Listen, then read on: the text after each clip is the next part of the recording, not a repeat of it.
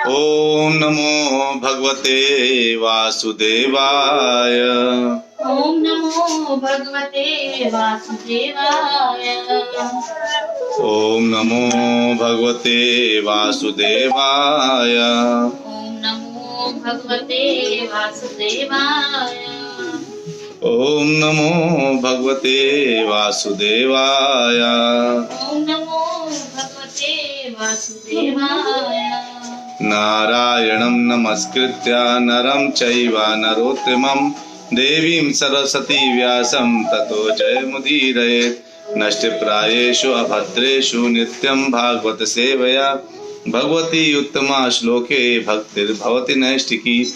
ओम अज्ञानतिमिरान्धस्य ज्ञानाञ्जनशलाकया चक्षुर्मीलितं येन तस्मै श्रीगुरुवे नमः। श्रीचैतन्यमनोभीष्टं स्थापितं येन भूतले स्वयं रूपा कदा मह्यं ददाति स्वपदान्तिकं। वन्देऽहं श्रीगुरु श्रीयुतापदकमलं श्रीगुरून् वैष्णवांश्च श्रीरूपं सागरजातं सहगण रघुनाथान्वितं तं सजीवं साद्वैतं सावधूतं परिजनसहितं कृष्ण चैतन्य देवं श्री राधा कृष्ण पादान् सहगण ललिता श्री विशाखान्वितांश्च। हे कृष्ण करुणा सिंधु दीन बंधु जगतपते गोपेश गोपिका कांता राधा कांत नमोस्तुते। तप्त कांचन गौरांगी राधे वृंदावनेश्वरी वृषभानुसुते देवी प्रणमामि हरिप्रिये। वाञ्छाकल्पतरुभ्यश्च कृपा सिन्धुभ्येव च पतितानां पावनेभ्यो वैष्णवेभ्यो नमो नमः। जय श्री कृष्ण चैतन्य प्रभु नित्यानंद श्री अद्वैत गदाधर शिवास आदि गौर भक्तवृंदा। हरे कृष्णा कृष्ण कृष्णा हरे हरे, हरे राम राम राम हरे हरे। हरे कृष्णा कृष्ण कृष्णा हरे हरे, हरे राम राम राम हरे हरे। हरे कृष्णा कृष्ण कृष्णा हरे हरे, हरे राम राम राम हरे हरे। नमो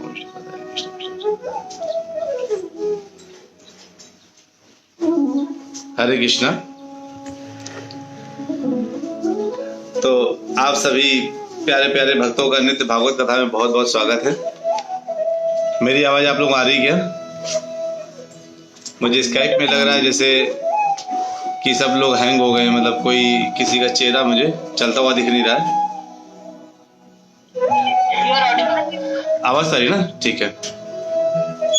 तो ब्रह्मा जी भगवान के विषय में बताने में लगे हैं और हमने 20 श्लोक तक देखा कि किस तरह से वो बता रहे हैं कि जो 1/4 भाग और 3/4 भाग क्या क्या है, पूरे जितना भी भगवान की शक्तियां उसके 1/4 भाग से किस तरह से हमारा भौतिक जगत बना है और 3/4 से आध्यात्मिक जगत है। उसको त्रिपाद बोलते हैं, त्रिपाद 3 और 1 पाद मतलब भौतिक जगत, मतलब त्रिपाद 3 हिस्सों से बना हुआ चीज। तो 3 जो थर्ड तो उसमें बताते हैं आज 21वें श्लोक में। तो हम स्कंद 2 अध्याय 6 और श्लोक नंबर 21 भागवतम के 2.6.21 को इस समय पढ़ने जा रहे हैं।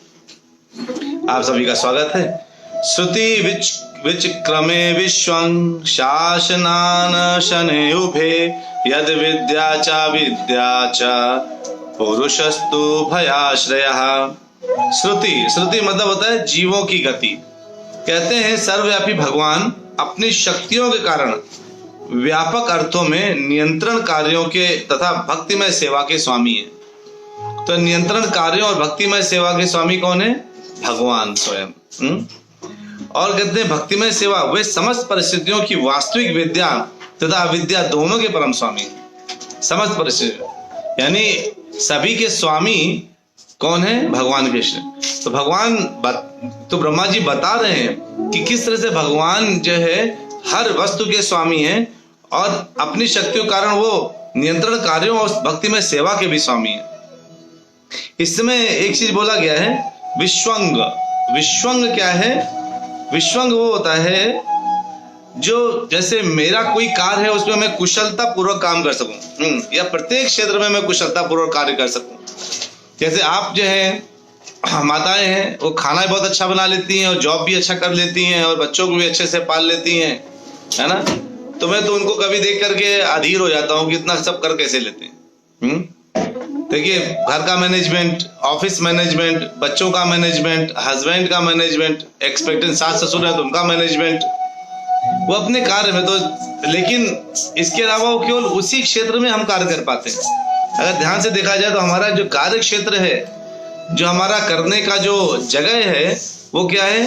ये जैसे मैं अपने केवल घर के बारे में जानता हूँ, पड़ोस के घर में क्या चल रहा है पता चलता है क्या? आज पड़ोसी ने क्या खाना खाया, है ना, ये पता नहीं चलता। उसी ढंग से हमारे तो, लेकिन भगवान क्या है, हमारी क्या है, एक लिमिट है, हम एक लिमिट में रह सकते हैं, लेकिन भगवान क्या है? अनलिमिटेड, सब कुछ असीमित।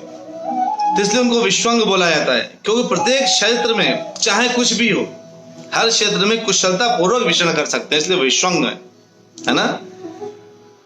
और आपने सुना होगा क्षेत्रज्ञ और क्षेत्र, सुना है ना आप लोगों ने भगवत गीता में 13.3 श्लोक क्या कहता है? क्षेत्रज्ञं चापि मां विद्धि सर्व क्षेत्रेषु भारत क्षेत्र क्षेत्रज्ञ योर्ज्ञानं यत् ज्ञानं मतं मम। मतलब क्षेत्र का, जैसे शरीर क्षेत्र हो गया तो इसे जानने वाला क्षेत्रज्ञ हो गया, है ना। तो कहते हैं क्षेत्र और क्षेत्रज्ञ में क्या अंतर है? क्षेत्रज्ञ क्षेत्र को जानता है, समझता है, और हम इसके बारे में जानते हैं, लेकिन जो व्यक्तिगत है, जैसे आप हैं, व्यक्तिगत सोल है, आत्मा है, वो केवल क्या समझता है? वो केवल अपने बारे में जान सकता है। मुझे सर दर्द कर रहा है, मेरा दर्द केवल मैं जान पाता हूं, है ना। आप ये सोचिए, क्या आपका दर्द मैं समझ सकता हूं, या मेरा दर्द आप जान सकते हैं किस लेवल पे दर्द हो रहा है? लोग कहते हैं बहुत दर्द कर रहा है, लेकिन क्या असली में वो जो है समझ पाते हैं? नहीं समझ पाते, इतना समझ नहीं सकते ना दर्द कितना कर रहा है। तो इसीलिए जो है उसका, इसमें बोला जाता है कि व्यक्तिगत आत्मा अपने सीमित काल क्षेत्र के बारे में जानता है, लेकिन भगवान यानी परमात्मा वो सभी असीमित कार्य क्षेत्र के बारे में जानते हैं, चर अचर सबके बारे में जानते हैं, किस जीव को कितना भूख लगा, कितना खुराक है, कितना चाहिए उसको, वो सब कुछ जानते हैं। तब जो है लेकिन क्या है ना, जो इंडिविजुअल एंटिटी, व्यक्तिगत आत्मा जो है, वो ये सोचता है कि वो सब कुछ जानता है। क्यों? क्योंकि वो जो है छोटा सा वो सब गुण उसके अंदर है जो भगवान के अंदर गुण है ना। क्योंकि कहते ना, अगर खून का चेकअप करना है तो एक खून निकाल लो एक छोटी शीशी से, और पूरा उसी से पता चल जाता है क्या क्या प्रॉब्लम है। अगर मान लो साइंस ऐसा होता कि आपके जो है थोड़ा सा शुगर चेक करने के लिए पूरा ब्लड निकालना पड़ेगा शरीर का, पूरा एक टंकी भरना पड़ेगा, फिर टेस्टिंग होगा, फिर वापस डाला जाएगा। आप कहते भैया हमको कुछ टेस्टिंग का मर जाने दो, हमको नहीं जिंदा रहना, पूरा खून निकाल लोगे क्या शरीर का? तो मतलब ये है कि हम एक बूंद हैं इस पूरे शरीर के खून से, एक बूंद, तो हमारे गुणात्मक दृष्टि से, लेकिन क्या एक बूंद खून से पूरा शरीर चल जाएगा? नहीं चलेगा ना। यानी एक बूंद खून से पूरा शरीर नहीं चलेगा, लेकिन एक बूंद खून में प्रकृति सारी मिल जाएगी। उससे हम सब जो जीव है ना, वो क्या है, वो सब एक बूंद खून के बराबर है, जो जिससे पता चलेगा हाँ ये क्वालिटी है। भगवान गा सकते हैं, सिंगर भी बड़े अच्छे होंगे, ऐश्वर्य भी उनमें होगा, अच्छा बोल सकते होंगे, इतना बढ़िया मोटिवेशनल स्पीकर होंगे, वो क्या नहीं कर सकते होंगे, है ना, सब कुछ कर सकते होंगे वो, सोचिए। लेकिन जीव भी इस तरह से सब कुछ जानता है, छोटा छोटा सूक्ष्म स्वामी कहलाता है। सूक्ष्म जीव जो है सूक्ष्म स्वामी कहलाता है अपने, कि मैं छोटा सा स्वामी अपने अपने कार्यों के लिए। लेकिन वो क्या कर सकता है, भूत वर्तमान भविष्य के बारे में कुछ नहीं जानता। अभी मैं अगर आपसे पूछूं अगले 5 मिनट में क्या होने वाला है, आप रोज 5 मिनट की कथा ही सुन रहे होंगे। मैं कहूँ अच्छा देखिए, तुरंत जो है गायत्री माता जी साइड में देखा, क्या 2 सेकंड पहले पता था गायत्री माता को मैं साइड में देखने वाली हूँ, है ना? नहीं पता था ना। यानी हम भविष्य नहीं जानते कि मैं एक मेरा ऐसा एक्टिविटी रहेगा, लेकिन हम जो हो रहा है वर्तमान को, क्योंकि क्या वर्तमान है कलयुग में? आप बताइए, क्या कलयुग में वर्तमान है? वर्तमान नहीं है कलयुग में, क्योंकि जो आनंद है वो वर्तमान में है। या तो पास्ट है या तो फ्यूचर है, प्रेजेंस है ही नहीं। जो क्षण निकल गया वो पास्ट हो गया, जो क्षण आने वाला वो फ्यूचर है। या तो हम पास्ट में जीते हैं या तो फ्यूचर में जीते हैं, प्रेजेंस में तो हम होते ही नहीं कभी, है ना। अगर मैं बोलूं मैं कुछ बोल रहा हूं, तो बोल रहा हूं बोलते बोलते वो रहा हूं चला गया, वो पास्ट हो गया। तो हर सेकंड में पास्ट या फ्यूचर है, प्रेजेंस नहीं है। और भगवान के गोलोक धाम में क्या है, केवल प्रेजेंस है, ना पास्ट है ना फ्यूचर है। यानी हमेशा आनंद में, जो जैसा हो गया वैसा सेट हो गया। तो इसलिए कहते हैं वेदा हम समतीतानि, है ना। भगवान जो है सभी चीजों के पास्ट प्रेजेंट फ्यूचर के स्वामी है। तो आपके भविष्य के स्वामी कौन है, भगवान कृष्ण। अगर भविष्य अगर हम अपना संभालना चाहते तो स्वामी के साथ हाथ मिलाना पड़ेगा, है ना। भविष्य संभालना चाहते तो स्वामी के साथ मिलाना पड़ेगा। पास्ट में जो हो गया उसको संभालना है तो भी भविष्य में, पास्ट के भी स्वामी है, वो पास्ट को भी कंट्रोल कर सकते हैं। आप कहेंगे अच्छा, यानी पास्ट में जो आपने कर्म कर दिए उसका पश्चाताप भी आपको फ्यूचर में वो बचा सकते हैं, है ना। यानी पास्ट के स्वामी भी है, भूत वर्तमान सबके स्वामी भगवान है। और चूंकि जो जीव है वो अज्ञानता के कारण कुछ समझ नहीं, भूल जाता है कि मैं एक्चुअली में एक छोटा सा बस अंश हूं, जीव हूं मैं, मेरे पास कुछ भी शक्तियां नहीं है। और ये भी कहते हैं कि जो जीव में जो विस्मृति की भावना है ना, हम भूल जाते हैं।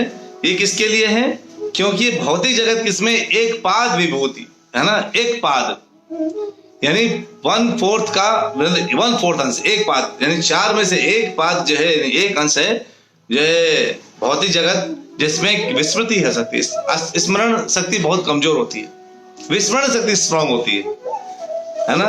आप ये भूल गए होंगे कि आपने 3 दिन पहले लंच में क्या खाया था, है ना। भूल गए होंगे कितनी रोटियां खाई थी, कितना बाउल सब्जी खाया था या क्या खाया था, भूल जाते ना 2 दिन पहले। कल कहाँ गए, अचानक कोई मुझसे पूछा कल, मैंने कल कुछ तो हुआ था, कल सुबह मैंने ये किया था, फिर मैंने किया, है ना।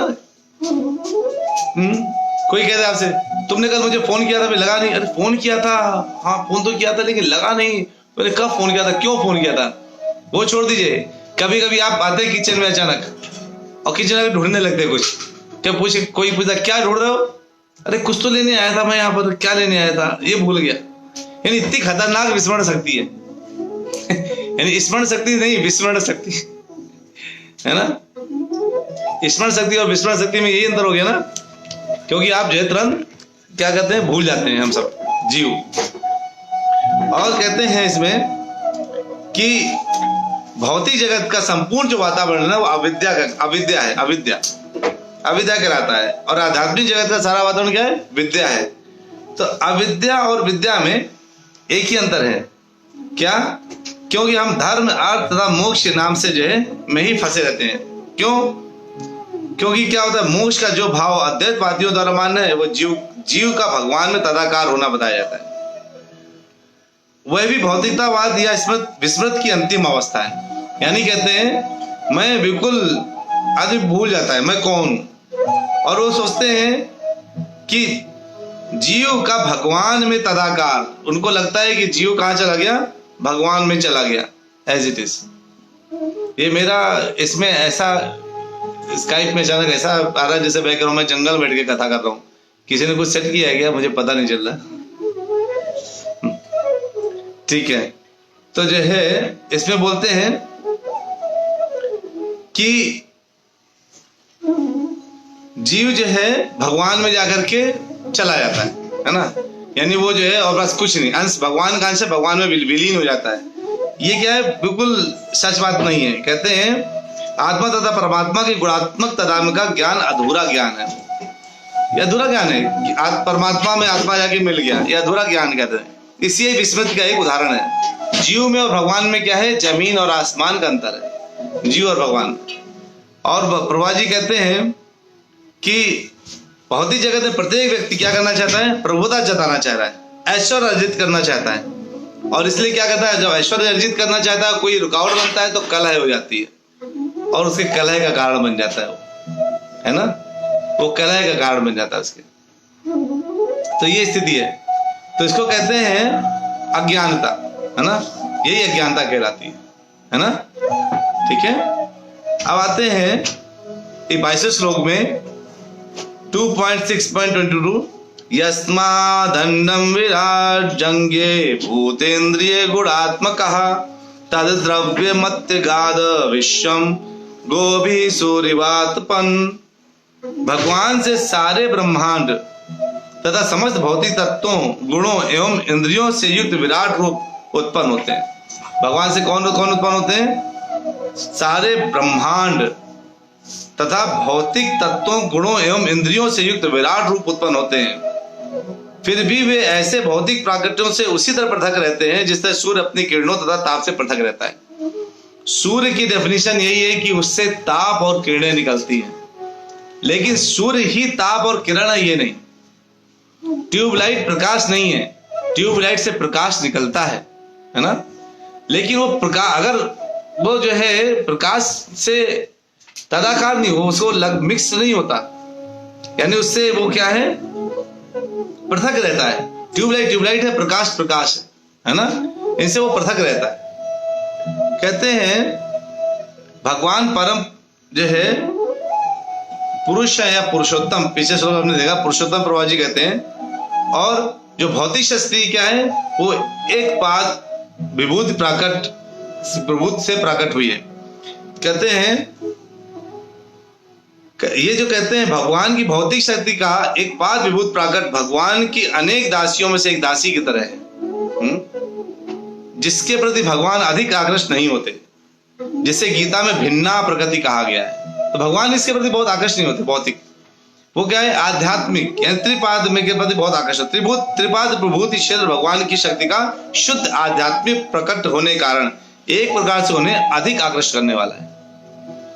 तो हमको जो है अगर हम अध्यात्म में हैं तो हम भौतिक जगत में रह के अध्यात्म, कहते हैं ना कीचड़ में कमल खिलना, हम कमल की तरह खिल सकते हैं अगर हम भगवान को अपने साथ रख लें तो, है ना, ये प्रभा जी कहते हैं।